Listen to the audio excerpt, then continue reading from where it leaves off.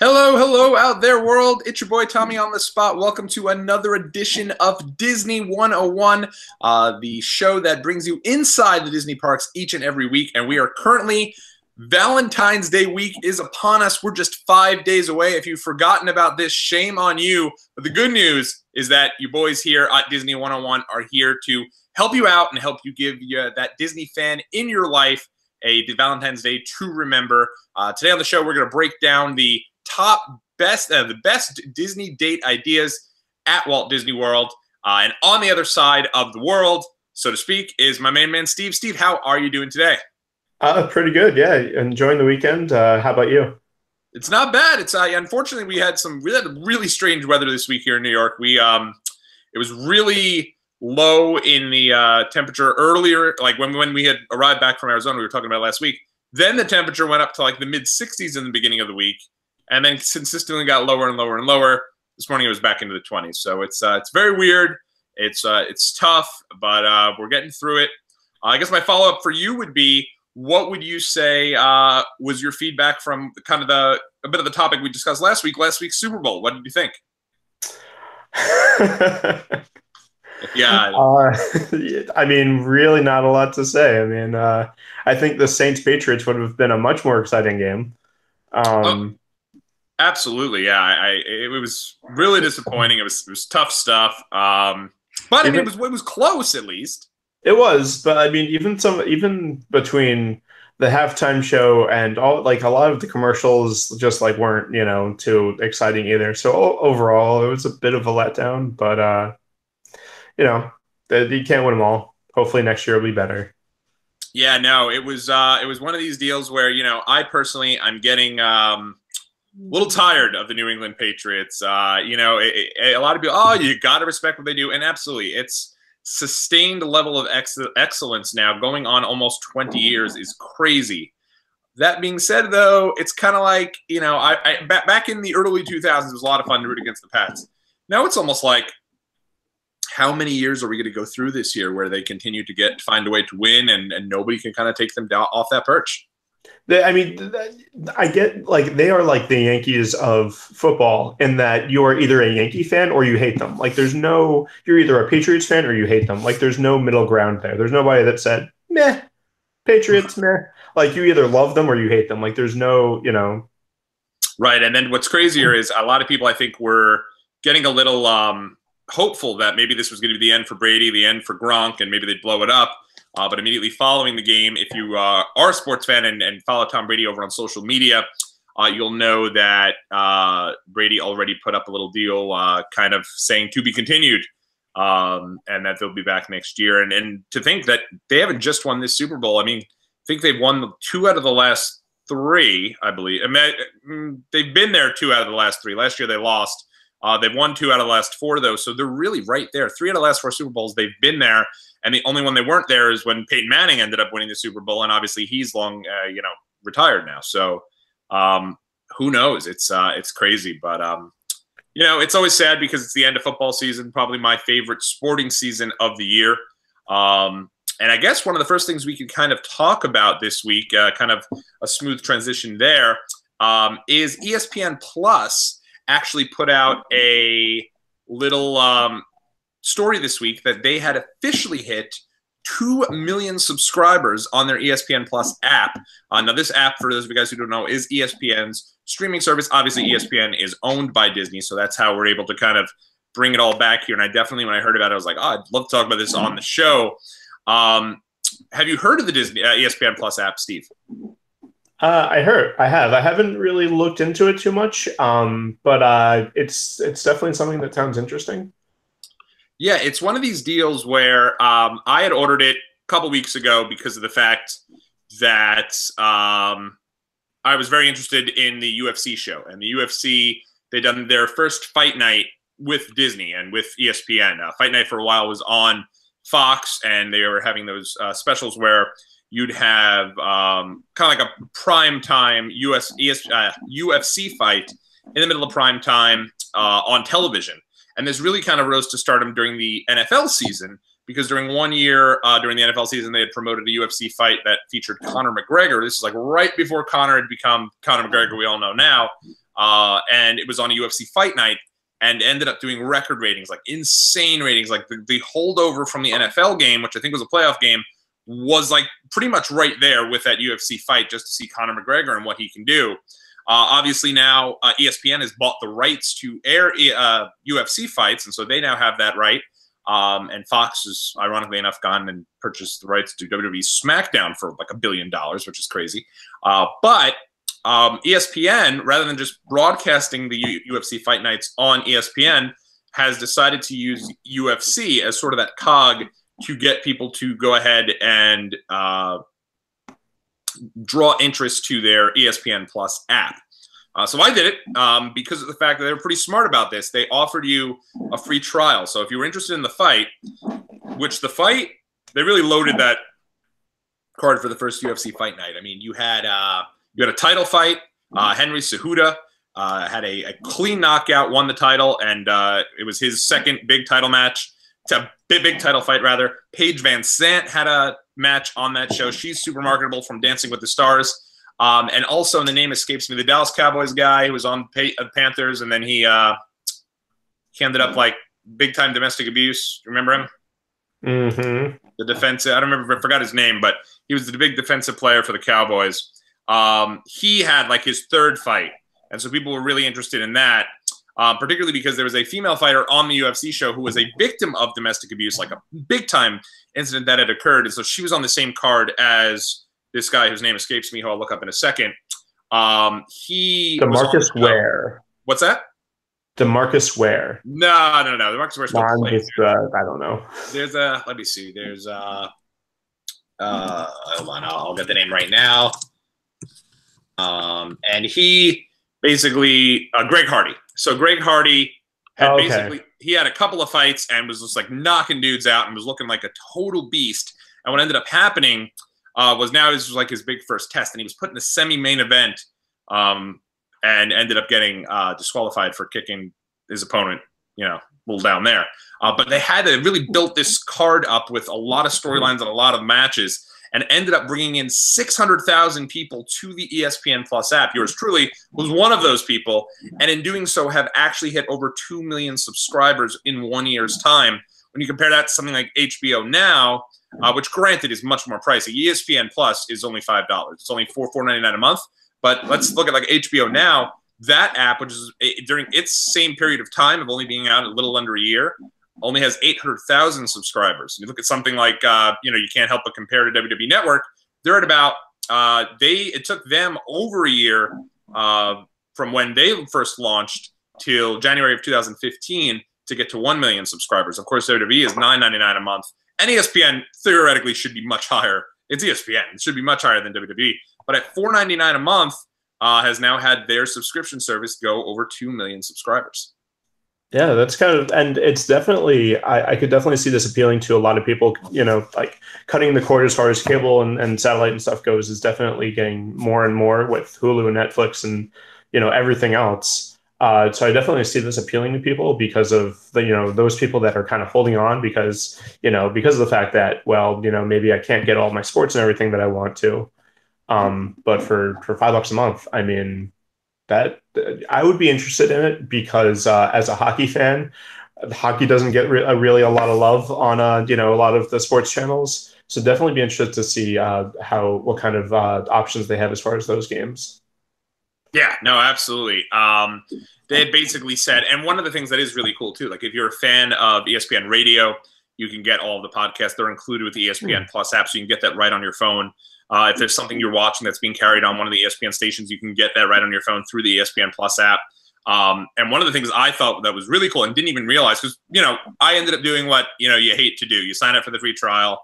You have every intention by the end of the week to cancel it, and you completely forget it exists until you get that email that says, this particular app has charged you however much money. Yeah. In this situation, it was $4.99, so I'm like, $4.99, whatever, I can't get the money back anyway. Let's see what the app has. And they have every single 30 for 30 ESPN documentary, which are legitimate films, on there for anyone to watch. And I had talked about this on my direct Twitter feed at Tommy on the Spot, where basically any sort of film from ESPN's 30 for 30 you can watch.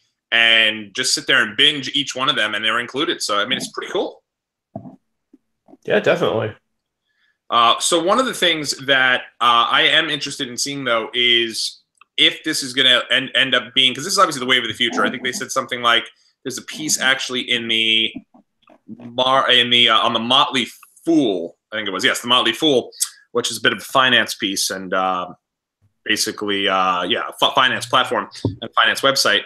They put up a thing saying where that ESPN's current reach is 86 million subscribers for its cable networks and 115 million people that their mobile app reaches. So the sky's really the limit. You think about $5. I mean, that's really cheaper than any sort of streaming service out there.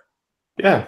Yeah, I mean, yeah, Netflix, Hulu, like they come close, but for $5 and considering the amount of content that you do get, that's definitely a great value. Yeah. Now, last week we had talked a little bit about Kingdom Hearts 3, which was released, I believe, earlier this week officially, and you've already gotten this game? Yeah, I got it when it actually the day that it came out. Luckily, my wife was so nice to go and pick it up for me, and I haven't really. Sorry. Did you have to go to the parks to get it, or no? It's available wherever. I know some people, actually, GameStops were selling out very quickly. Target only had like a couple of copies left. You can get it anywhere.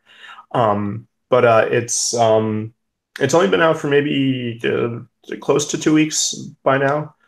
So I haven't gotten very far personally. But if you're a fan of RPGs, if you're a fan of Disney, if you're a fan of either one of those, if you're a fan of just video games, especially, single player games in general, I would definitely recommend checking it out. It's a really cool game. And now, how does this tie into Disney itself? Because I've heard a lot of different things about like, if you're a Disney fan, this is really going to be something that, now this is the finale of the series, right? That's what they've kind of been touting it as. And as far as like the backstory goes with it, it's very, very, very, very convoluted. So I don't want to even try and begin to explain it. But basically, there are a number of characters that have intertwining storylines. Most of the time you play as either Sora or Riku. Those are the two main characters that kind of go back and forth. And those are the non-Disney characters, but along with them, so at first, when you first start playing, you're playing as Sora, who has Goofy and Donald along with him. And then when you're playing as Riku, you'll start with by having Riku along with you. So it's right off the bat, you get Disney characters right there, and they're not like the same Mickey and the same Donald and Goofy that you're going to find in a lot of other titles. So it's they have their own storyline within this video game, so it's really cool.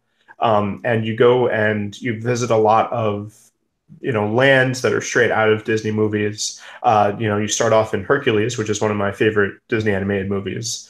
So right off the bat, I fell in love with it. And then you slowly but surely you'll start meeting other Disney characters. And, a couple of the other first ones that you get into are Remy from Ratatouille. You run into Scrooge McDuck.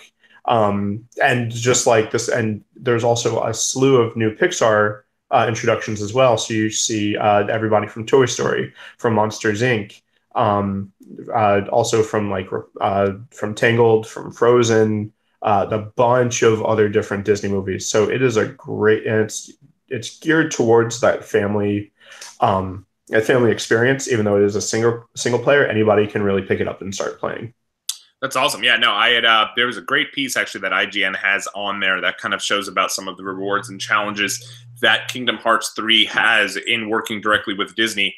And one of the things is that this is really the first time that Disney has provided its digital assets to a particular game that you can legitimately use specific movie scenes and movie characters from Disney movies, such as Elsa and the aforementioned Hercules, Remy from Ratatouille. And so while that was great, I heard there was some challenges because obviously Disney is perfectionist. They want everything that their name is on to be that ultimate Disney experience. And so there was a little bit of challenges in going so, but at the same time, you're getting that reward of, oh my God, here's all these characters that I'm used to seeing. And now I'm interacting and I'm playing with them through this game. It sounds incredible. Yeah, and one of the great things also is I also saw a number somewhere that it's definitely over half of the characters that do appear from other Disney properties. It's the same voice actors. So it's I think his name Tate Donovan is the one that plays Hercules, and Susan Egan that plays Meg, and like the person that plays Donald Duck in most of the recent things like DuckTales and all the other Disney, like all the other Mickey cartoons and everything. It's the same voiceover actor that plays Donald in all these other things that plays him in Kingdom Hearts. It's the same voiceover actor that plays Goofy and Mickey. So it definitely takes that immersion when and I'm pretty sure Idina Menzel is Elsa, and you got everybody else more or less that have played their same roles returning to those roles, and it's really great as far as the immersion goes. You hate it when you're watching something and it's when it was one of those like straight to DVD or straight to VHS sequels, and they had to change the voice actors in between. And it's like, wait a minute, Genie doesn't sound like he used to. He doesn't sound like Robin Williams. What happened? And Right. like all these other things that happened. So it's really it definitely helps with the immersion and with the experience to know that over half of the people that originally did these roles have returned for it, even movies that are 20 years old. Right, and I do not. There is actually out there a variety of confirmed worlds that you'll get by going through Kingdom Hearts. However, I do think that part of the fun experience if you're playing this game is to develop these and kind of, I guess, get to these worlds on your own. So we won't give any spoilers right now, specifically because I know you yourself are playing the game, so I don't want to rally off all of the worlds. But maybe somewhere down the line, we'll continue to kind of, as you continue to play the game, update the folks out there on what to expect in the game itself. Sure. One of the other things that kind of just going around the news, this just broke on WDW News today, a little while ago, is that my favorite, and I think yours or one of yours, let me go up here, one of the World of Color, I guess your favorite fireworks. Is it what do you refer to these as? Fireworks shows? That's what I call them, but I think it's something along the lines of nighttime spectacular, if you want to use the technical term, or like nighttime show, because it's not just fireworks. There's a lot of other stuff that goes into it. But one of the nighttime shows, but yeah, no, I hear you on that. And the it looks like February 22nd is going to be the World of Color return date at Disneyland. So that's obviously huge. I went to Disneyland in October, and it was a little weird not having World of Color out there. It certainly is a staple there. Obviously, the drawbacks of having World of Color are some of the attractions closed a little earlier. Certainly the big Mickey wheel. I think that stops operating, if I'm not mistaken, after a certain hour because of the fact that if you went on the ride during World of Color, you'd get absolutely drenched beyond belief. So that was one positive, was that if you're there specifically with the rides were open all throughout the night. But certainly the Paint the Night parade, in my opinion, doesn't compare as like that finale show. Like if you're going there for the Disney experience specifically to get that nighttime fireworks spectacular, I think World of Color certainly was something to kind of look forward to, and it's good that it'll be back and fully operating during in Disneyland beginning in just 2 weeks. So that's great. Oh yeah, absolutely. Yeah, and it's one of those things where with the nighttime shows over at Disneyland, you definitely, if you ever have the opportunity to do it, you got to do it because they are definitely unique experiences. And sometimes, especially more of the fireworks at Disneyland than the night shows at California Adventure, are if there's any sort of wind blowing up, they are very quick to cancel it because of the fact that you're more kind of in a residential area. You're more of in an area where there are other people living and other things and businesses and stuff that are going on. Whereas because Walt Disney World intentionally is a little bit more isolated, they have a little bit more freedom of setting things off. It's basically as long as it's not thunder and lightning or the winds are hurricane force winds. Most of the time the fireworks are going off.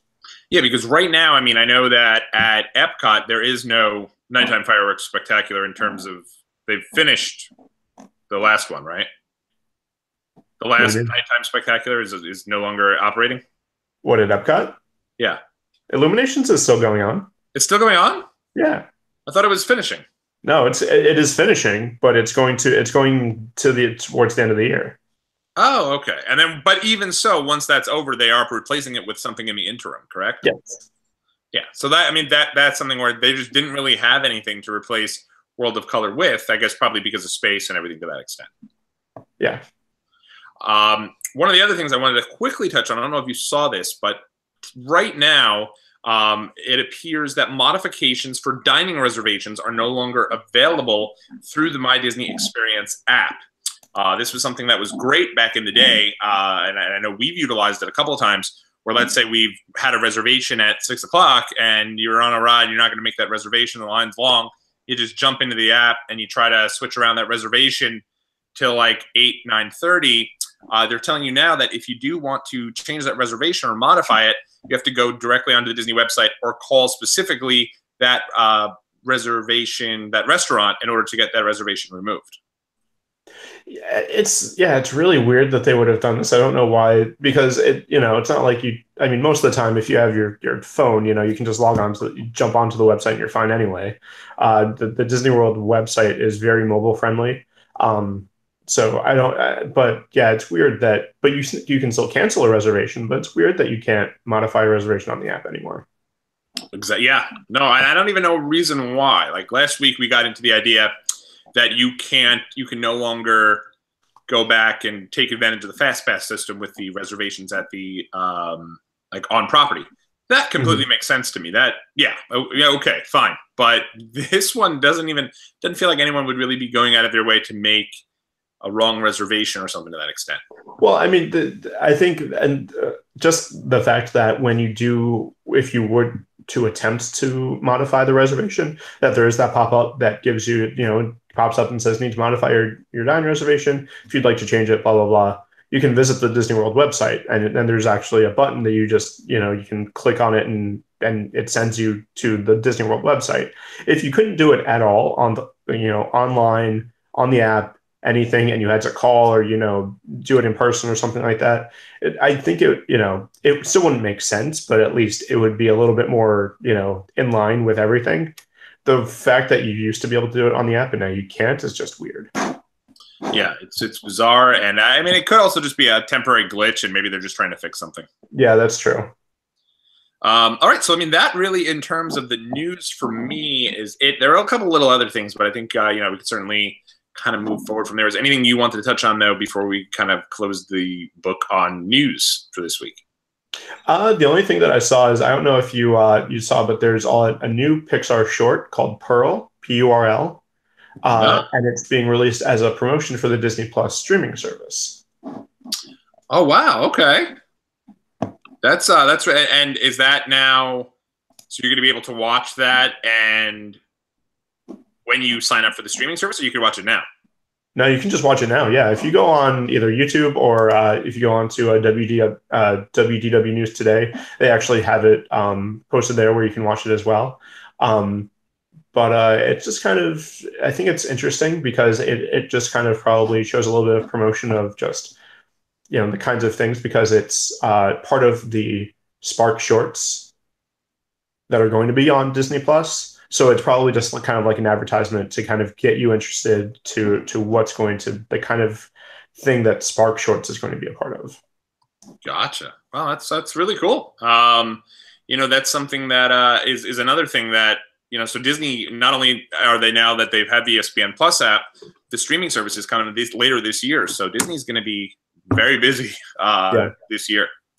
And they actually had Bob Iger on hand, and he was, putting over UFC, and it seemed the relationship between UFC and Disney is bizarre in my opinion, because UFC seems like the least Disney thing to have, an entity to own. But I guess if it makes money, I guess at some point you've just kind of got to take it. Yeah, I think you're right. I think it would make more sense, especially the path that WWE is taking now. It makes a little bit more sense to try and partner with them versus UFC, which is, I've always kind of seen as a little bit more, I don't know, a little bit like it's a weird pairing, to be sure. Yeah, it's a little more obviously a little more violent for sure. You can go and watch these deals, and I'm a UFC fan, but I'm not a fan sometimes when you wait to watch a show and it ends final fight is either terrible or ends in 2 seconds. But it does seem really weird. But it's making Disney, it's already proving that this ESPN Plus app could be successful, and I'm sure when the streaming service comes along, that could be successful as well. But where can folks find this Pearl video that you mentioned? So actually, if you go on to either wdwnewstoday.com, they have it posted there as well. But you can. It also looks like you could find it on YouTube, or let's see. I think even if you probably just. Yeah, what we'll do is when we get our hold of where that Pearl video is, we'll directly post it onto our page over on Twitter at Disney101pod. So if you guys are following us over there, I couldn't be happier and can't thank you guys enough for allowing us to really over the last couple of weeks on Twitter. I mean, we've just hit over 560 folks following us over there. So that is certainly something that we really appreciate and like talking with everyone over there. So we'll definitely link the Pearl video, and that's something that I definitely want to check out, and it should be fun to check out as well. Definitely, yeah. I love the Pixar shorts because they have always, even from day one, the Pixar shorts have always been that way of kind of like either finding new up and coming animators and creators and doing different styles and different, ways of bringing these kinds of characters to life. So the Disney Pixar shorts, or just the Pixar shorts, have always been really cool as far as like the innovations that they've made and just the unique way of doing the storytelling. So it's definitely something to check out. And it's something typically that is found like right when Disney brings out a new Pixar movie, right? Usually in the beginning of that. Yeah, usually it's only for, I mean, in the past it's only been in front of Pixar movies, and then Disney started doing it a little bit too, and with their in-house releases. So a lot of they've done Disney short films. I actually believe if you're over at Epcot, they still do the Disney Pixar Short Film Festival, where cool. it's like 4D ride, versions of a couple of the Disney Pixar shorts. So that's cool too. It's 4D ride versions of these? Yeah. Why have we never done this? That's my favorite thing in the whole world is the 4D ride. I've never even, I definitely seen it, but when you're in Disney, I feel like sometimes stopping to do I know they always have this sneak peek of the movies that are about to come out. I personally don't see much value in doing that. I don't get the point. I guess they're trying to, hey, you can come see this really as for free, instead of usually it's like a 10-15 minute clip, so you're getting a substantial amount of the movie. Oh, so you're letting yourself kind of see that. But yeah, that's I didn't know it was a 4D ride. That's really cool. Yeah, so I know it was in the theater that formerly housed Captain EO right next to Journey to Imagination with Figment. So I'm pretty sure it's still over there. But yeah, so next time you're down, we'll check it out. Absolutely, for sure. All right, so that's going to conclude our news portion of the week, and we're going to transition now into date ideas and thank you to the whoever just liked our video here today. Thank you very much for that. But we're going to talk about our top Disney date ideas. Obviously, with Valentine's Day fast approaching, we thought that it would be something. Actually, you know what? Before we get there, what did you think? And I'm sure you saw this, one of the highlights of the Super Bowl, the Captain Marvel trailer, the new one that came out. What do you think about that? I mean, I really like it. I'm definitely excited for Captain Marvel. And I also saw that there was an Avengers spot as well, which actually a lot of people are, there's a lot of speculation over the Avengers trailer. I don't know if you knew about that. No, what was that? Yeah, so if you watch the Avengers, it's like a 30-second spot, and there's a lot jammed into it, but there are a couple of parts where there's one or two parts where there's a group of, a small group of the Avengers, and there's like 3 or 4 of them standing, and it looks like there's a blank space and then another person. And a lot of people think that they edited out someone that's standing there because it would be a spoiler. Oh. So wow. There's a lot of speculation on who that is. There's a lot of, there's a couple of other things where, people are they take like the smallest little Easter egg that you could find and extrapolate it into this mind-blowing theory about what's going to happen, and, that it's a major plot point to the movie and kind of stuff, which, I mean, people have been doing to Disney, and especially these Marvel movies, endlessly.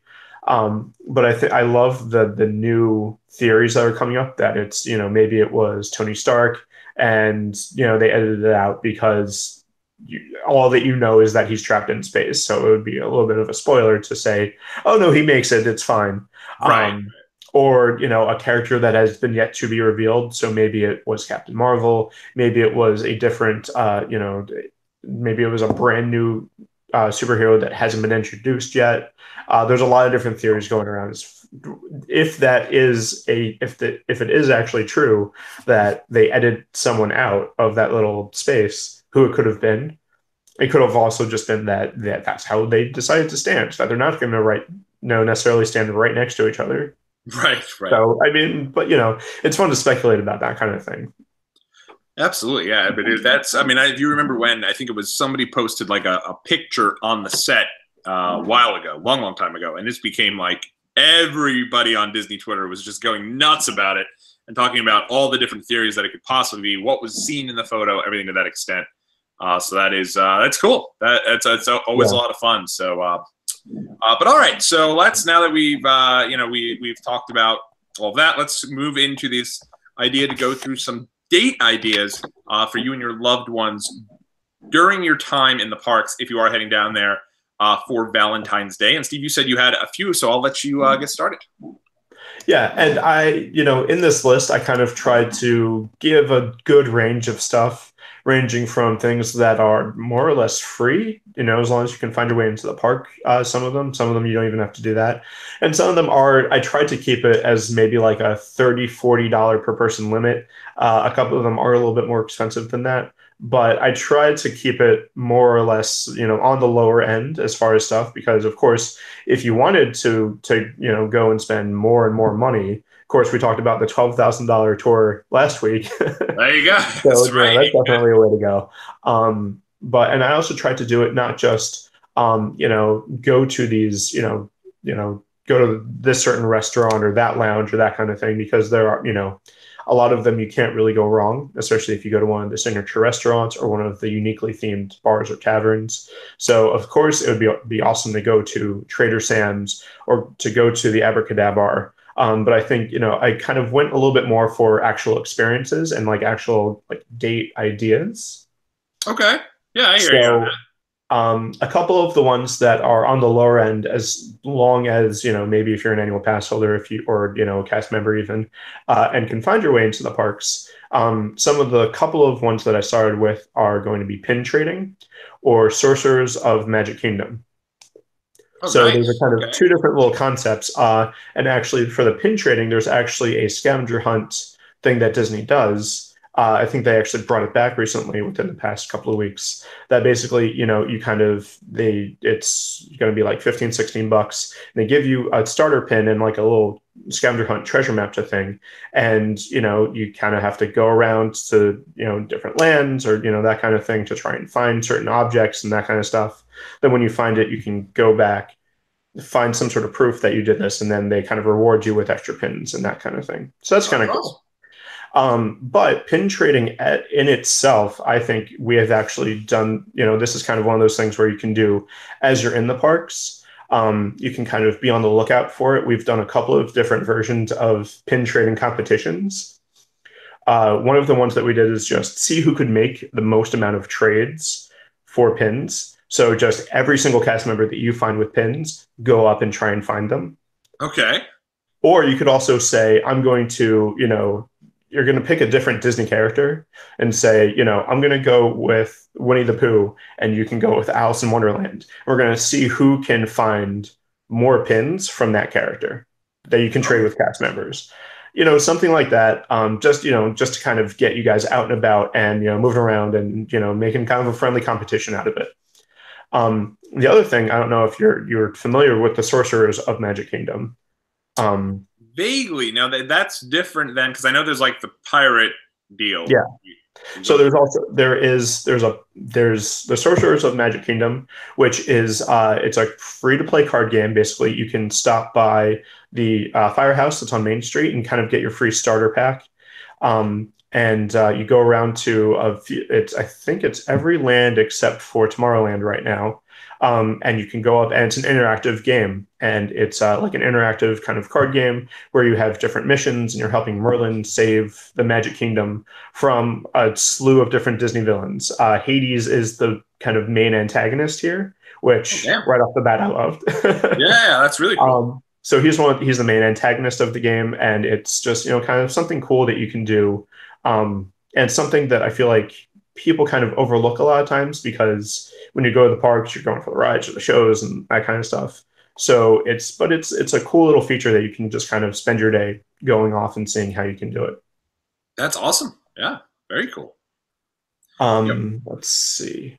One of the things Kind of quickly that unless you wanted to go because I got a bunch. So sure, sure. Well, one of the things I thought of immediately is I know that there's supposedly one of the best restaurants on Disney property for a Valentine's Day dinner. Let's say you're given you want to go above and beyond and get that crazy deal there where you're getting, you want to take your loved one to a top restaurant on Disney property. Victoria and Albert's and the Glen Floridian. That is a 5-diamond resort.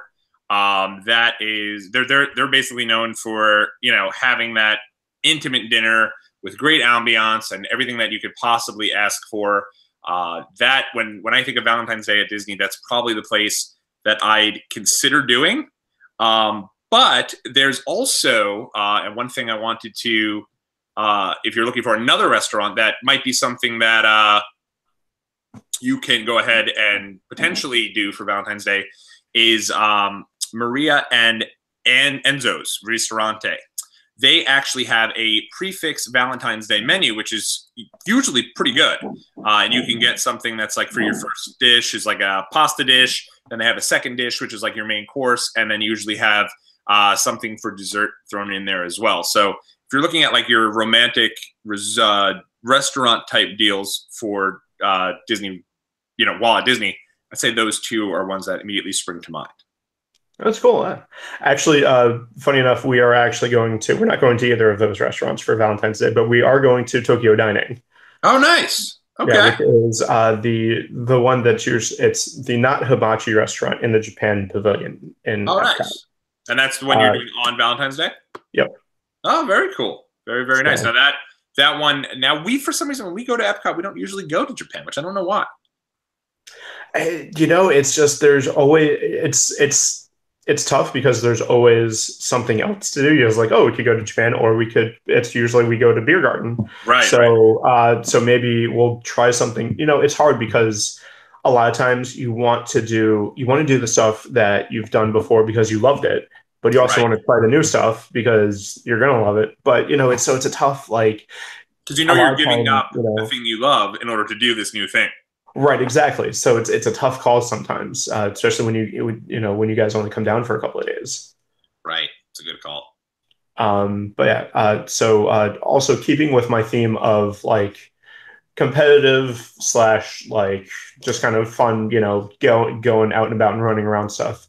There are a lot of scavenger hunts that you can actually just either make up on your own or you can pull it off of online. If you just Google searched for scavenger hunts for Walt Disney World, there are just tons and tons of different ideas to try and there's either you could just say find this cast member that is from this town or this city or this state or country or whatever, or you could find a lot of different little hidden things that you have to have a little bit more of inside knowledge in order to do, or you could do hidden Mickeys.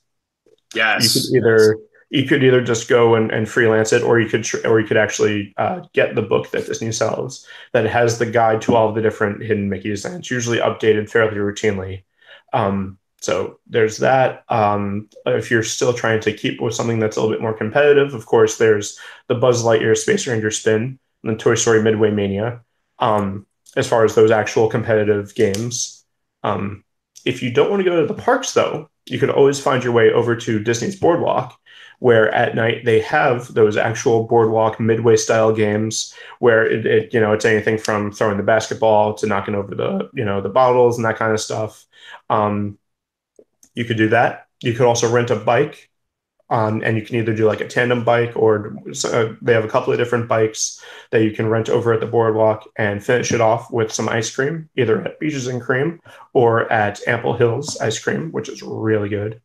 That does sound really good. Now, of course, you'd have to, know how to ride a bike in order to go do that bike tour. Yes, that is true. Or you could hire someone to go on a bike tour. So they have those. Right, because they do have those, right, where they're like yeah. taking you around. The pedicabs. Yeah. Yeah. So Very they have those. Do you want to go or? Yeah, well, one of the things I immediately think of is the idea of doing the, your dining and fireworks combination type deals. Your deals where you're going to be able to get a dining reservation that also gives you the best view of the fireworks. Because at the end of the day, there's not much more romantic than sitting there and seeing the fireworks. And, I'll never forget, this isn't romantic, but, my father-in-law taking him down to Disney last year and him just walking by because we were leaving before the fireworks started, and him just seeing the fireworks coming at him and just being like that whole, you're just so surprised by it. You're amazed by it. And, sitting with your significant other or that special person in your life and seeing that is awesome. So there are a number of dining reservations. We've mentioned in the past, the Tomorrowland Terrace dessert party, I heard also comes with like the best view for the Epcot fireworks. So that could be something to consider as well.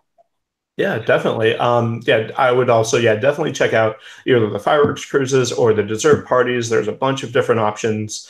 And they, it ranges from dessert firework cruises where they'll give you, some little desserts and, some drinks and that kind of stuff.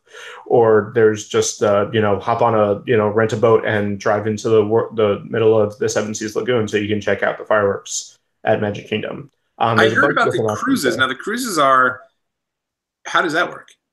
So it's, I call it a cruise, but it's sometimes depending on how big, sometimes it's just like a pontoon boat that they take you out in either.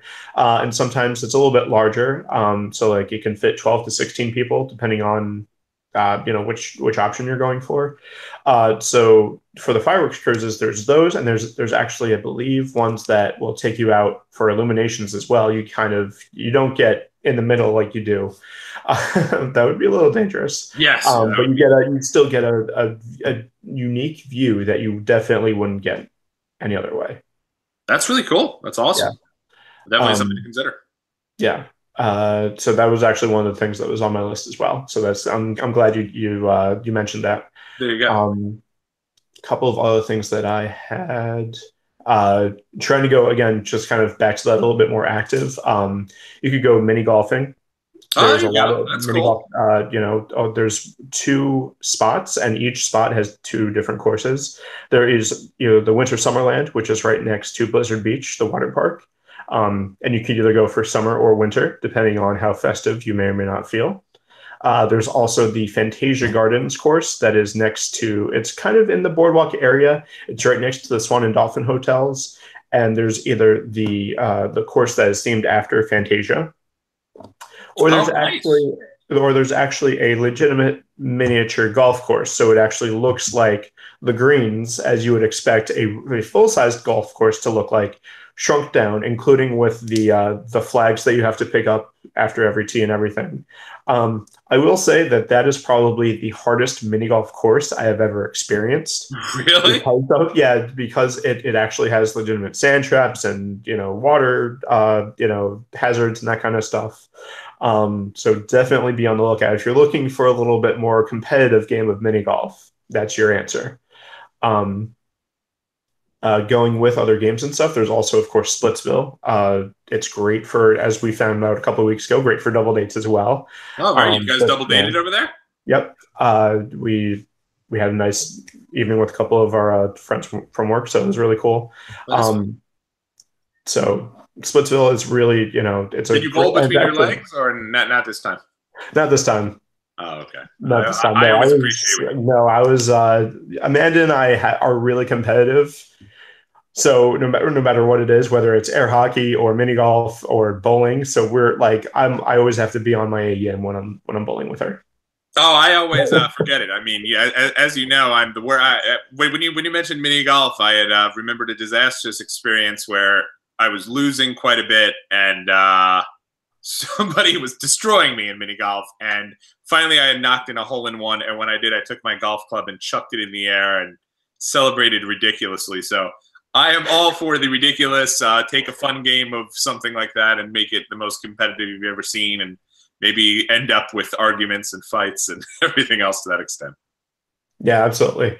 Um, a couple of other things while we're kind of on the subject of over at the Disney Springs area, there's also the AMC Dine-In Theater. I had Oh, mentioned that nice. specifically since that is a little bit of a unique experience. There aren't, I don't know of any movies out right now that, I mean, maybe the Lego movie or something. I don't know. I know there's a romantic comedy movie out too now. But because it is a unique experience, because you don't have that dine-in option everywhere you go, it's Right. definitely something a little bit special and out of the ordinary. Um, the other thing that I could also recommend is if you are planning on going over to the parks, get all dressed up and go off for some photo ops because not just the photo pass pictures, not just trying to find out some characters. There are a lot of photo ops now, especially with the purple wall over at Tomorrowland. That's a huge thing. There's a lot of other places now that Disney has kind of designed for that photo op, very like Instagram ready parts of the park Oh, that nice. just go around and the other thing that we always like to do when when we know we're going on a ride that has the the photo that's there, whether it's Splash Mountain or Buzz Lightyear or whatever, always try and make like the most ridiculous face possible. Either you go with the I'm scared out of my mind picture, or do a Yes. funny pose, or like the not impressed look, or like whatever. That's always, it's just fun stuff to try and do, and try and see who can make the most ridiculous face out of when you're on a ride or something like that. That is really cool. Yeah, no, that I one of the things I always appreciate. I did hear about these, and I heard you can do like your Cinderella type photo with the carriage and all like that. And Yeah. they have like specific ones set up specifically for the 13th and 14th while at the parks. Hmm. So that's always cool. Yeah. One of the things that I wanted to quickly touch on was if you're looking for like your place to stay or maybe go visit during the Valentine's Day. I know that this is one of the more pricey resorts. The Grand Floridian is something to consider. It's a place that I had we had mentioned it on our Twitter. We had kind of linked somebody who had this the other day, where it was, and I'll pull it up briefly. So they had a clip. I don't know if you saw this, Steve, where all the couples were out dancing in the Grand Floridian, just like out and about, like in the I guess the little walkway when you first walk in there, and they were joined by Cinderella and Prince Charming right there in the little corridor out there, and they were dancing as well. So imagine that you're out there with your loved one or your family member or a couple father daughters or son mothers, whomever you're celebrating Valentine's Day with, and here comes Cinderella and Prince Charming right next to you, and they're doing their thing too. That's pretty cool. Oh, definitely. Yeah. Um, I almost forgot because I actually while I was on the boardwalk, I can't believe I forgot this. There's actually two different places that I would say highly recommend checking out. One is the Atlantic Dance Hall. And it's one of the last remaining nightclubs that are on Disney property. If anybody that remembers Downtown Disney and Pleasure Island and stuff, that was the main attraction of Downtown Disney, were those nightclubs and bars and stuff. So it's the last remaining one. I've actually heard that it might be closing down in the not too distant future also. Oh Um, wow! so the Atlantic Dance Hall on the Disney Boardwalk. It's open from 9 p.m. to 2 a.m. and it's got dance and it goes, hits from the 80s, 90s, and today. So it's really cool to check out. Or you can go to Jelly Rolls, which is right across the street from it, right across the block from it, and it's a dueling piano bar. Which we actually went into one that was at Universal when we Right were at for the my bachelor bachelor party. party. But I love Jelly Rolls. They will do, and they actually, if you've ever been to a dueling piano bar, they will play a lot of their songs as well. But they also take requests as well. Oh, that's awesome. So always a fun time there too.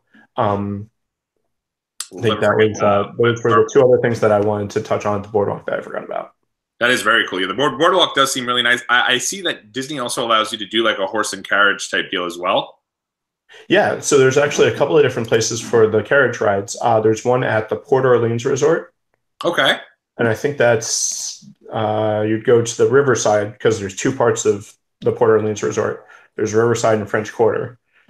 So you would go to Riverside, or you can also go to the Fort Wilderness Resort area, which has a lot of, you can go horseback riding.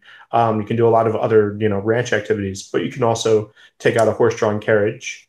Now, at both locations, it's a 25-minute ride around, and it can fit up to 4 adults or 2 adults and 3 small children.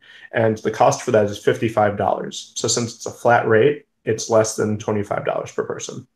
Oh, that's not bad. Or $30 per person. But so Yeah. that was kind of where my goal was. That's really, I mean, it doesn't get much more romantic than a horse and carriage ride at Disney World.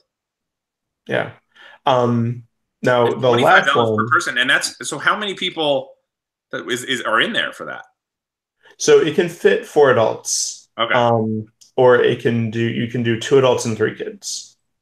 and that's so it's like $100 for the. No, it's $55 Oh, for the reservation. It's $55 gotcha. for the reservation, and then based on that, you can either if you're only two people, it's $55. If it's 4 people, it's $55. That's incredible! Wow, Yeah, very cool. yeah, Yeah, I was just in the process because I was trying to look up to see if you are looking for that Valentine's Day movie, just to kind of piggyback on what Steve was saying. I know Glass is currently out. That's gotten a lot of really good reviews. And the big one that's coming out is Isn't It Romantic, starring Rebel Wilson. I think that's the movie you were touching on, the romantic yes, comedy. yeah. Is that like the rom-com equivalent, I guess, of Scary Movie back in the day?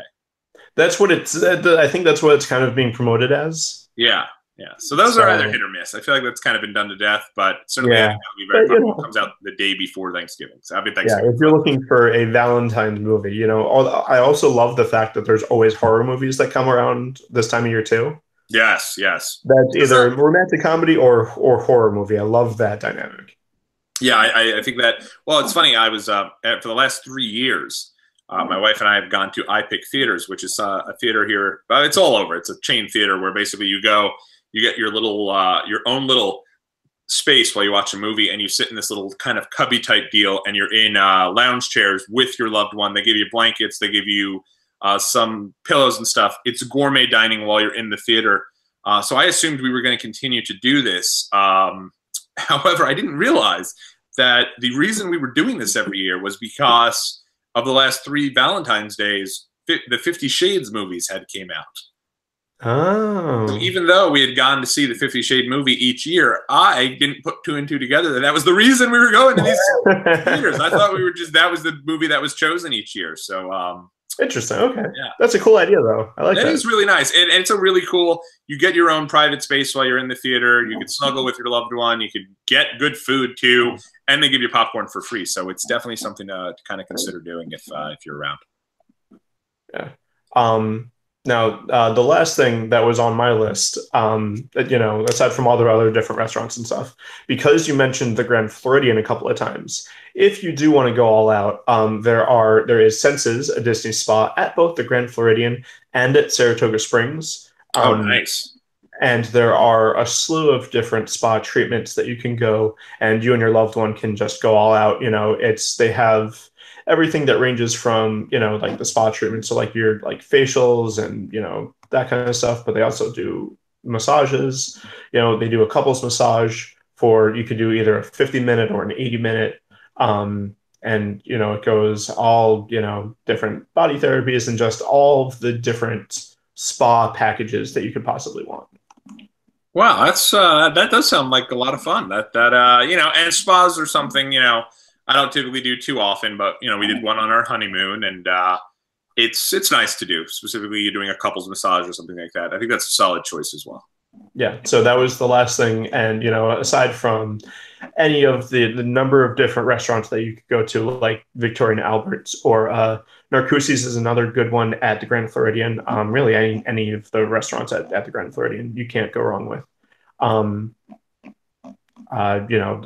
any of the other restaurant, like I said, we're going to Tokyo Dining, mostly because it was one of the few ones that worked for our schedule, especially with my wife working a little bit further away from Disney World.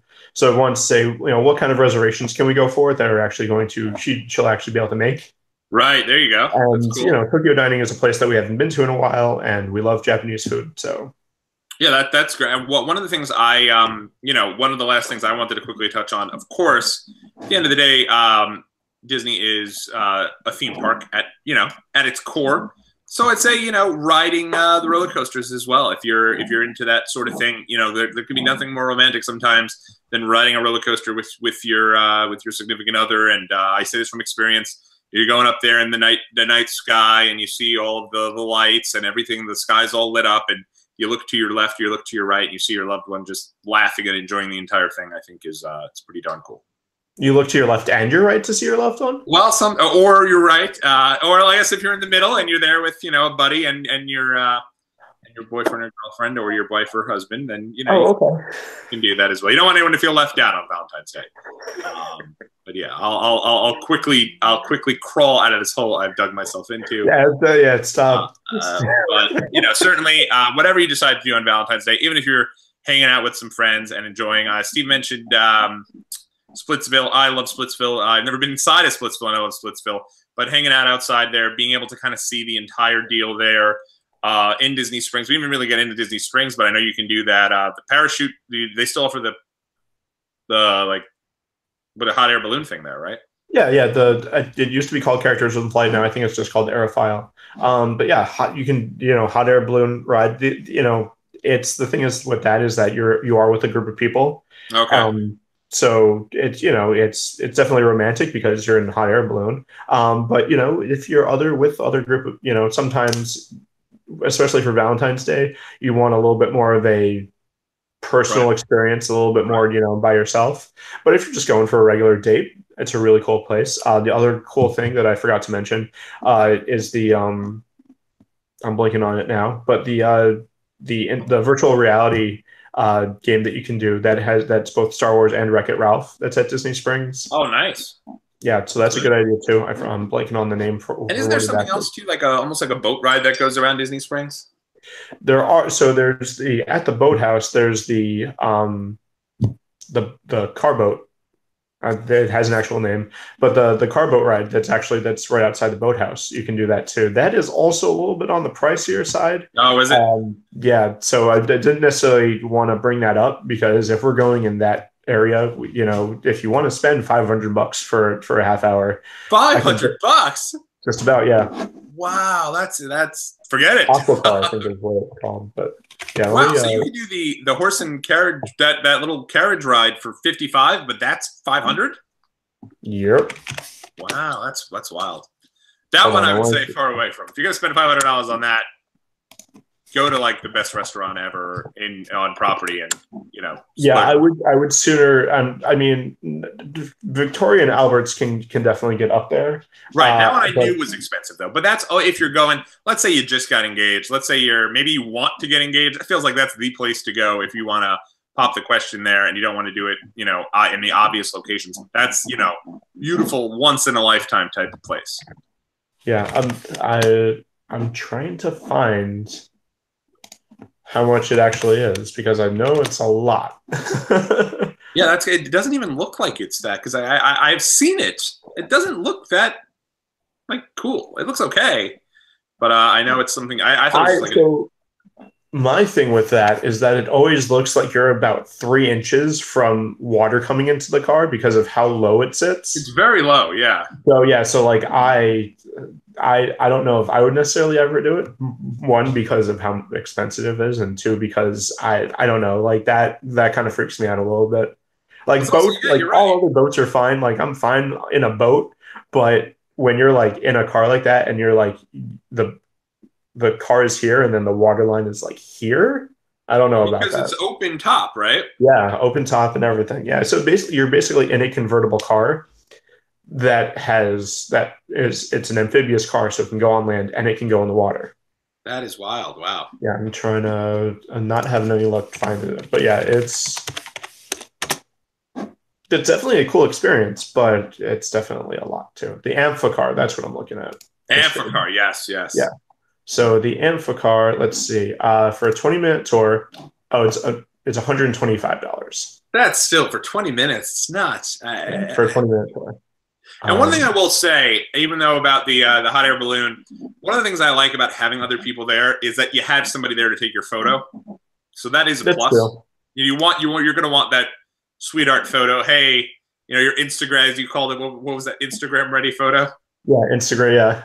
Yeah. So you want that. You want to have that moment there where you're doing that. And Yeah. So by comparison, so Aerophile, the world leader in balloon fight, it is 400 feet into the sky in a 360-degree view. It's 8 minutes and it's $20. Oh, that's pretty awesome, actually. Yeah, and it's definitely a unique view because especially at Disney, you don't get that kind of view close by, and Central, like the surrounding area, is actually really pretty when you get that high. It's just that there aren't a lot of very tall buildings in Central Florida that you can actually just go out and look around. So it's definitely a different view that you probably wouldn't experience otherwise. It's one of these things where normally when you go to a city that is big on tourists, like I know in Toronto, in Chicago, in Dubai, they have different places, and it's one of our favorite things to do. You go and you go all the way up to like New York City. You go all the way up to the top of a building, and you can just walk around it and see the entire city at night. And you're right, Central Florida doesn't really have that. One of the other things that you could probably do is go onto the Orlando Eye, which is the huge Ferris wheel that's over there on iDrive. Good call on that. But can you see Disney from there, though? You can see parts of it, yeah. Oh, really? Okay. Oh, that's cool. That might be worth doing because I did do the Eye in Vegas. I thought that was fun. Yeah, so it's definitely very similar, and I think there was actually a couple that it's one of those things where you're not in like a Ferris wheel type, where you're just strapped into a bench, like you can actually like walk around and stuff. So that's nice. Yeah, because it is huge. Have you been in it? I have not. No. We've been like underneath it. I think we did like a YouTube video underneath it, but we didn't go. It was really, really hot. I remember this was like during WrestleMania a couple years ago. By the way, not to get off topic. And because it's not official, when it becomes official, we'll chat about it. But there's a big heavy rumor you guys are getting Mania next year as well.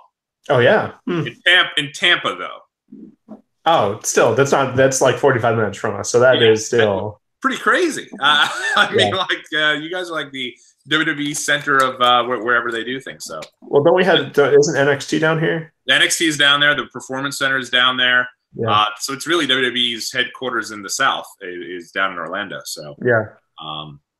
But in any event, I think we definitely set folks up on a very good Valentine's Day. In the parks. If you guys do go to Valentine's Day in the parks, or if you have something else that you'd like to let us know about, let me quickly give you guys. You can go ahead and you can go into our YouTube and just leave us in the comment section, or you can find us on Twitter at Disney101pod. Let us know your favorite Disney memory in Valentine's Day, or what you're planning to do for your loved one this year. We would love to know if there's something we left out, or if you take any of our advice. So let us know. Is there anything else you'd like to say, Steve, before we get on out of here? No, just as always, have a magical week, and we'll see you real soon. That's right. And happy Valentine's Day, everybody.